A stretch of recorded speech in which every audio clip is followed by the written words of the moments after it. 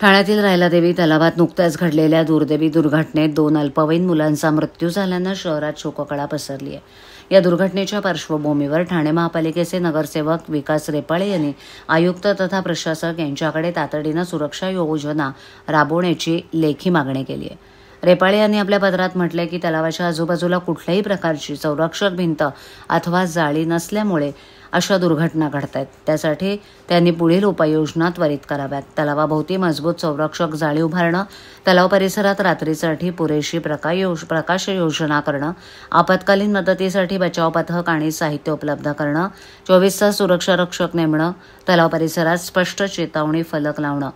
विकास रेपाळे यांनी स्पष्ट केले की पालिकेच्या हलगर्जीपणामुळे ही दुर्घटना घडली असून भविष्यात अशा प्रकारांना आळा बसावा यासाठी संबंधित विभागांनी गंभीरतेनं तातडीनं पावलं उचलावीत। देवी तलाव या ठिकाणी काल एका 21 वर्षीय तरुणाचा गुरुराज पेडमकर याचा बुडून दुर्दैवी मृत्यू झाला। रायलादेवी तलावाच्या बाबतीत अनेक समस्या आहेत। मधल्या काळामध्ये त्याच्या फेस 1चं काम झालं, ब्युटिफिकेशन झालं, परंतु जी दुसरी बाजू आहे ती बाजूचं काम अजून MMRDA कडनं सुरू झालेलं नाही। त्यांची टेंडरिंग प्रोसेस सुरू आहे, परंतु हा नागरिक त्या ठिकाणी जातात, जे वॉकला येणारे नागरिक असतात, तरुण जातात। हे पावसाचे दिवस आहेत, तरुण मुलं त्या ठिकाणी पोहण्यासाठी जातात।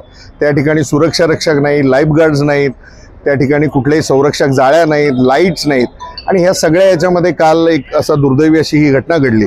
मी माननीय आयुक्तांना याबाबत काल रात्रीच अवगत केलं होतं। आज सकाळी मी त्यांची भेटण्याची वेळ मागितली होती। आयुक्त काही कामास्तव दिल्लीत असल्याने त्यांनी तातडीने अतिरिक्त आयुक्त 2 यांना सांगून बैठक आयोजित केली।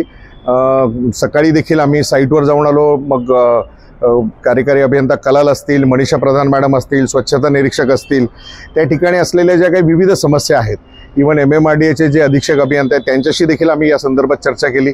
त्यांना देखील त्या ज्या काही उपाययोजना करायच्या आहेत त्या देखील आम्ही सांगितल्या। DCP प्रशांत कदम यांच्याशी देखील चर्चा करून त्या ठिकाणी पोलिसांचं पेट्रोलिंग कसं वाढवता येईल। मुळात असं आहे की ज्या ठिकाणी ब्लॅक स्पॉट्स होत आहेत किंवा ज्या ठिकाणी अपघात प्रवण अशी क्षेत्र तयार होतात त्या ठिकाणी योग्य त्या उपाययोजना करणं गरजेचं आहे। त्या दृष्टीने आयुक्तांनी देखील लगेच तातडीने त्या बैठक आयोजित केली, योग्य त्या उपाययोजना करण्याचे आदेश संबंधित अधिकाऱ्यांना दिलेत। मी आयुक्तांकडे एकच मागणी केली आहे की ह्या अशा प्रकारच्या दुर्घटना, शेवटी कोणाचाही जीव जाणं ही खूप मोठी गोष्ट आहे, कारण हा मनुष्याने दिलेला जीव आहे आणि तो जाणं म्हणजे अतिशय दुर्दैवी आहे। त्या दृष्टीने अतिशय कठोर पावलं उचलणं आणि रायलादेवी तलावाच्या ठिकाणी असलेल्या ज्या काही आपण ज्या म्हणतो जे काही लॅकुनाज आहेत, ज्या काही दुरुस्ती करणं गरजेचं आहे त्या देखील तातडीने दुरुस्ती करण्याचं मी त्यांना निवेदन दिलेलं आहे। त्यांनी देखील अगदी तातडीने त्या सगळ्या करण्याच्या बाबत अगदी मला आश्वासन दिलेलं आहे।